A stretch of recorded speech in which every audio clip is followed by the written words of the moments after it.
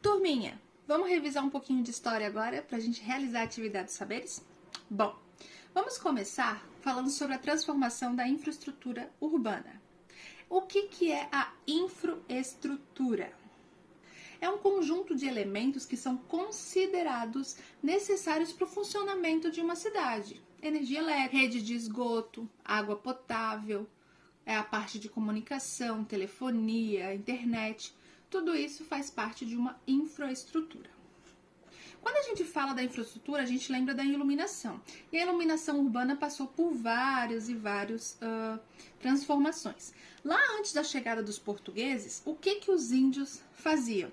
Eles usavam apenas para iluminação as fogueiras e a luminosidade da lua. Tempos depois, com toda a urbanização, assim, as iluminações públicas foram feitas até com lampiões, que as pessoas iam acendendo de pouquinho em pouquinho antes de toda essa geração de energia. Hoje em dia, nós já temos outros tipos de gerações de energia, outros modos de gerar energia. As hidrelétricas, que são através da água, eólica, através do vento, energia solar, energia através de biomassa, que é qualquer tipo, ela é gerada através de matéria orgânica não fóssil.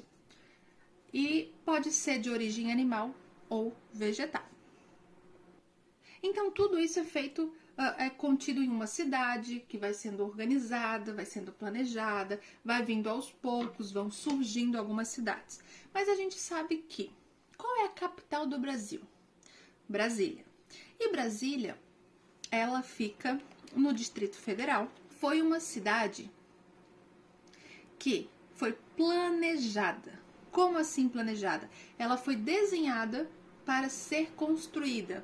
Foi pensada desde das suas moradias, como seriam as pontes, a acessibilidade das pessoas que iriam até essa cidade.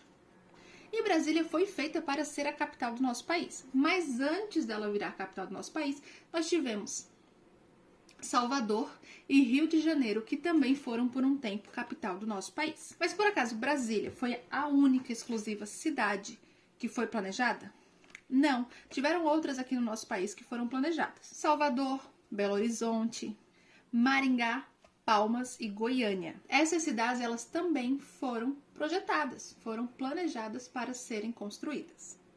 A ideia de ser uma capital, de construir Brasília, já vinha lá sido proposta por José Bonifácio em 1821, mas ela só saiu do papel no governo de Juscelino Kubitschek. E isso foi em 1960.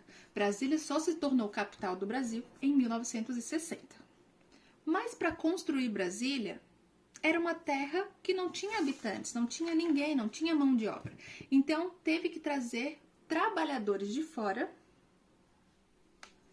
trabalhadores do campo, de outras áreas, para virem para a cidade, que seria então Brasília. Mas até eles se acomodarem, eles foram habitar uma determinada cidade. Essa cidade recebeu o nome de Cidade Livre. E toda essa migração das pessoas que vieram trabalhar para oferecer a mão de obra em Brasília, o movimento de migração do campo para a cidade é chamado de êxodo rural.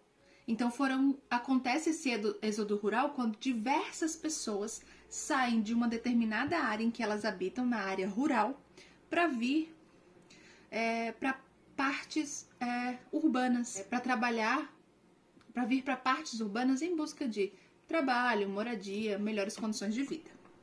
E esses trabalhadores que vieram nesse movimento chamado êxodo rural, eles vinham do interior, e eles vinham de caminhão, eles vinham de cavalo, saindo do seu interior para chegar até ali em Brasília. E quando eles estavam nesse movimento, eles receberam o nome de candangos ou pioneiros. E eles vinham sozinhos? Não, eles vinham acompanhados das suas mulheres, mas elas vieram em menor número. Mas também exerciam uma função, trabalhavam bastante. Então elas exerciam as funções de lavadeira, cozinheira, costureira, professora, enfermeira, confeiteira, todas essas funções elas exerciam.